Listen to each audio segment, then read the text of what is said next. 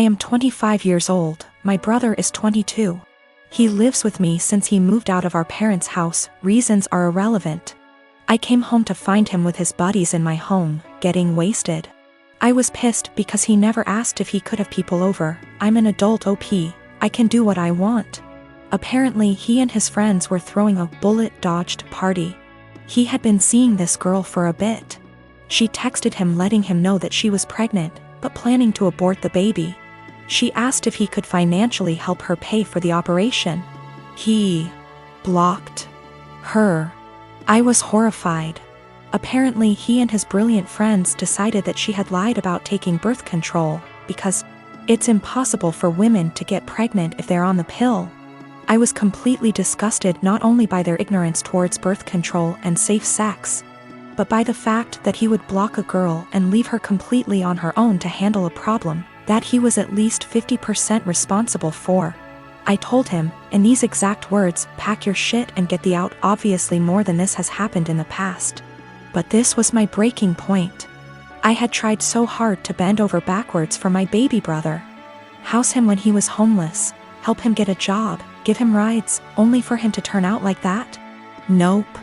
So anyways, he and his friends stood there like they didn't think I was serious.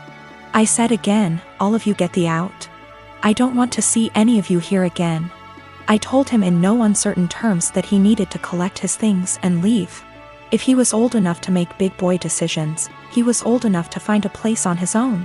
He straight up said no. So I lost my temper. I grabbed as much of his stuff as I could, crammed it into a suitcase, and put / through the suitcase outside. I shouted that if he didn't leave I would call the police.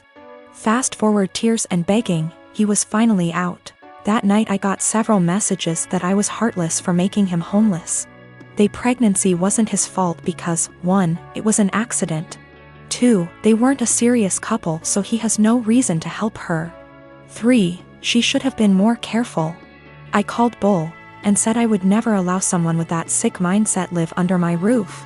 I said that he is not my brother and I don't want anything to do with him. My parents, my aunts, and some cousins are with me, but that leaves about 3 / 4 of the family against me. They think that I should support him because he is my brother. I should have given him time. He's not on the lease BTW. And he was supposed to pay rent but often didn't, and the punishment just didn't fit the crime. I am currently trying to track the girl down. She is an old work colleague of his. And am trying to find his old coworkers to figure out her contact info and see if I can help in any way. My boyfriend and I have been together for 2 years. He's a good heart and is normally rational, but his one issue is that he expects to accompany me in every occasion no matter how big or small. He even went with me to my ex-boyfriend's funeral after days of begging. Now my best friend got married few days ago. It was very small and only close family and friends were invited. My boyfriend couldn't come because of the +1 rule. He pitched a hissy fit saying my best friend has no respect for my relationship and was shocked when he learned that I was still going to attend. He told me that if he can't go then I'm expected to not go as well, but that is my best friend and I had to respect her rules. He gave me an ultimatum: either we go together or I stay home with him. I ended up going cause again I respected my friend's rules. He was angry with me and kept calling the entire 2-hour drive, then stopped. Later I got a text from his friend telling me he, my boyfriend, got into an accident and was taken to the hospital. I freaked out. He gave me the address and I had to leave the wedding and told my friends why. I was crying the entire drive home and kept calling his friend but got no response. I arrived to the hospital and asked about my boyfriend and they checked and told me he wasn't there. My anxiety reached 160% as I kept calling his friends one by one. I just went home and there he was, along with his friend. He saw me and said that he was sorry, but this was the only he can get me home after I left him alone. After the initial shock I just blew up yelling at him about lying and making me leave my friend's wedding, and having me literally go to the hospital and freaking out cause of him. I kicked his friend out and we got into an argument. He kept talking about how much I love him, thus I left, which is my own doing, not his, and he was just trying to see if I really chose my friend's wedding over him. He then argued that my friend caused this and I shouldn't agree with her to exclude him. I said what he did was horrible and called him horrible and then went to my room. It was awful cause my friends kept calling to check in on him cause they thought he was really at the hospital. He said I overreacted and that I yelled at the wrong person. He has a history of mental health issues but got better the past few months. He also had a recent death in his family which really affected his health generally. I am a bridesmaid for one of my closest friends, Jackie. I've been so excited to help. I was in charge of the bridal shower, the games, decorations, menu. I left the guest list to Jackie's sister. Due to religious reasons, I wear a headscarf. I love and am proud of it. In the group chat with other bridesmaids, I was talking about how excited I am to attend a girls-only event. I recently dyed my hair and wanted to show it off. I even paid extra to ask for a girls-only staff that day. As guests arrive, I realize that one of them is Tori. I know Tori as a family friend of Jackie's, but the few times I met her, it was before her transition to female. I was aware of it but unaware she was coming to the shower. I don't mind at all OFC and she's a lovely person, but I decided to keep my scarf on. As everyone's eating later, I'm passing by the tables to make sure everyone's good, and one of the bridesmaids mentioned that they hadn't gotten to see my hair and they'd wanted to see the change in person. I tried to dismiss it at first or say, "Oh, I'll show you later." But the other girls at the table got curious. I got uncomfortable and I just said, "Oh, I'm actually not really comfortable taking it off right now," when pressed as to why. I said there's guests I don't feel comfortable taking it off in front of. There was a collective "Oh," and I thought cool, that's over. But one girl got aggressive and asked if I'm referring to Tori. She's loud and other tables turned to look. I don't answer. The girl asks if I wear one around men, so I say yes. She says there's no men here, so clearly you should take it off. I tell her again that I'm keeping it on. Another bridesmaid defends me and tell the girl to chill out. Tori comes over and says me not taking it off is a slap in the face to her identity. I'm just shocked and had no clue what to do. Eventually Tori and a few girls left saying they felt it was disrespectful. I feel awful that this ruined a beautiful day for my friend. It's causing more trouble with people threatening to leave the wedding over discrimination towards me or towards Tori. I don't think I was in the wrong. Just as Tori can be Tori, I can be me.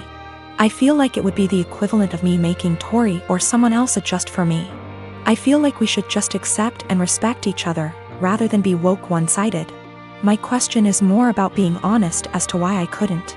Jackie is on my side, but Jackie's sister is giving her hell for it, saying she purposely left out that detail in the guest list to test me. Jackie says I should have brushed it off and said I was having a bad hair day or avoided giving an answer.